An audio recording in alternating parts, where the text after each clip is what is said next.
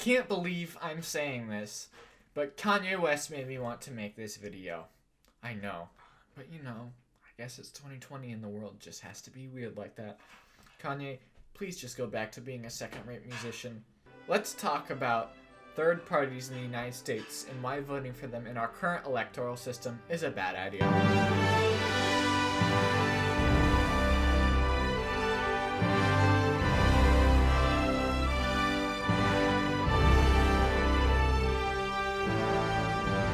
Everybody is familiar, for better or for worse, with the two main political parties in the United States, the Democrats on the left and the Republicans on the right.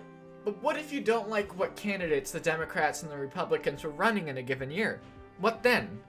That's where we begin to delve deep into the dark world of third parties. By far, the largest and most successful modern third party in the United States is the Libertarian Party. It was founded by David Nolan in 1971 and exists on a platform of reducing the size and scope of the federal government and is very pro-free market capitalism, with as many individual freedoms as possible. To grossly oversimplify its platform and ideology, think of the social liberalism of the Democratic Party. They're pro-choice and for LGBTQ+ rights, but with a more extreme fiscal and economic conservatism than even the Republicans. Basically, it's the party of maximum freedom. As libertarians, we seek a world of liberty. A world in which all individuals are sovereign over their own lives and are not forced to sacrifice their values for the benefit of others. We believe that respect for the individual rights is the essential precondition for a free and prosperous world. That force and fraud must be banished from human relationships, and that only through freedom can peace and prosperity be realized.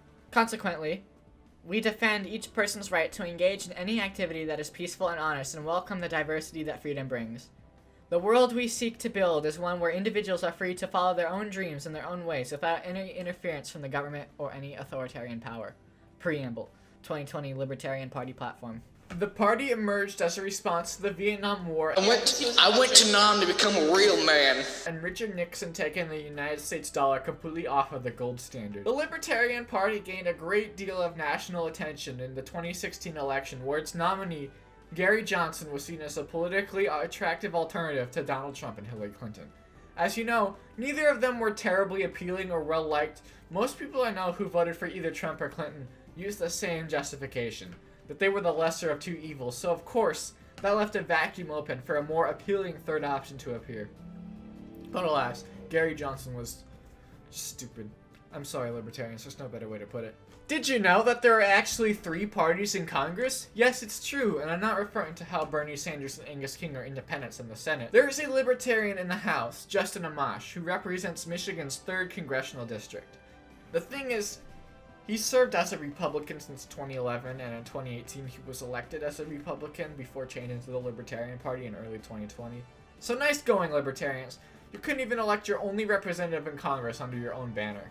Their 2020 presidential nominee is Joe Jorgensen.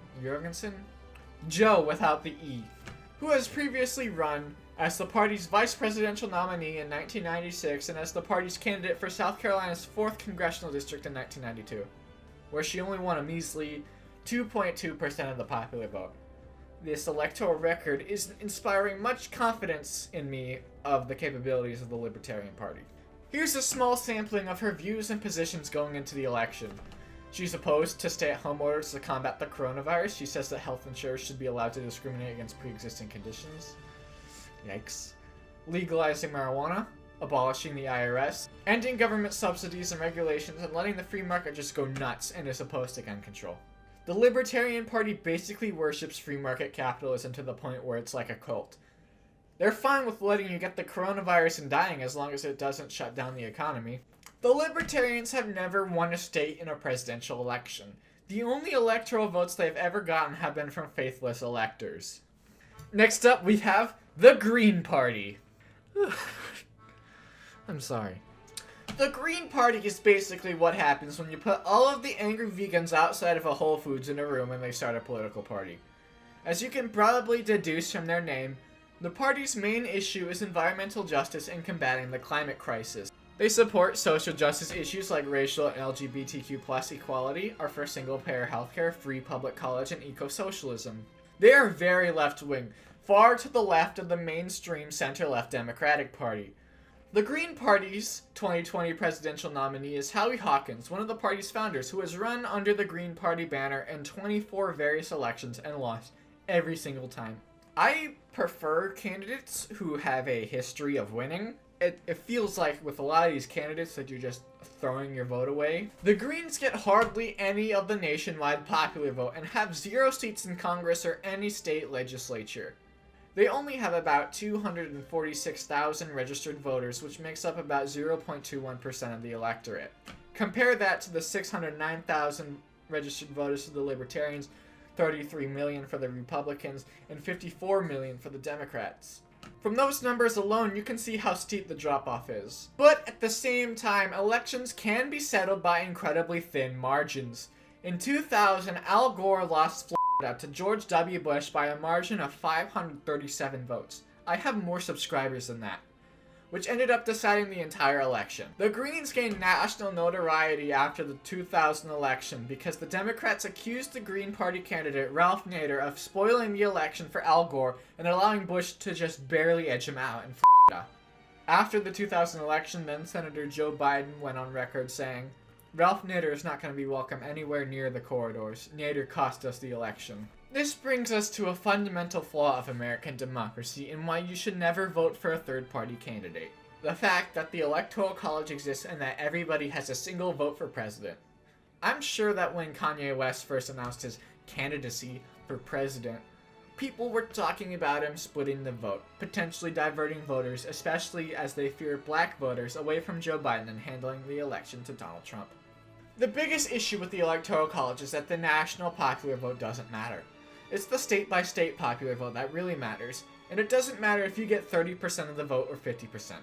If you get the single largest plurality of the popular vote, whether or not you get a majority, you win the state. And in all but 2 states, Maine and Nebraska, it's a winner-take-all system. You get all of those votes, even if you didn't win an absolute majority of the popular vote in the state. Let's use my home state of Oregon as an example as to how this could possibly happen. Oregon is a very liberal state. It is solidly Democratic.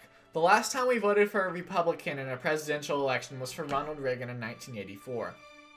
Oregon has 7 Electoral College votes. For the sake of this election, let's assume that head-to-head, Joe Biden versus Donald Trump, Joe Biden would beat Trump in Oregon by a margin of 55 to 45. But let's say that a significant chunk of far left-leaning voters don't find Joe Biden's centrist positions appealing to them, and they instead vote for Howie Hawkins, as he's a much more appealing alternative to those leftist voters. Let's say that he ends up winning 15% of the vote. I know this is just a hypothetical, but this is ridiculous. Leaving Biden with just 40% of the popular vote. Just because of that, Donald Trump would win all 7 electoral votes, even though he just won a plurality and not a majority of voters, and in fact, the majority of voters don't support him. This in fact has happened before. The most infamous example of this was in 1912. In 1908, Teddy Roosevelt had selected William Howard Taft to be his successor to the presidency. Taft won that election, but eventually Teddy got fed up with Taft and thought that he could do the job better. So he tried running for the Republican nomination against Taft in 1912. This was long before the 22nd Amendment, so Teddy had every right to run for a 3rd term. When Roosevelt lost the Republican nomination to Taft, he didn't take it kindly, and he broke off from the Republicans to start the Progressive Bull Moose Party and run as its presidential nominee in that election. The resulting split in the Republican vote allowed Democrat Woodrow Wilson to handily win the Electoral College. Roosevelt finished second, making 1912 the last time in American history where a candidate who was neither a Democrat nor a Republican finished in the top 2 candidates of an election. The split allowed the candidate whom the majority of Americans did not want to win the presidency to win anyway. But as you may be asking, what happens if there are so many competitive candidates in an election that the vote is split to the point where no candidate wins a majority of the Electoral College? That in fact has happened before. In 1824, it was a 4-way race between Andrew Jackson, John Quincy Adams, William Crawford, and Henry Clay. Nobody was able to get an Electoral College majority. Andrew Jackson had won a plurality of the electoral vote and a plurality of the popular vote, with 41% of the vote.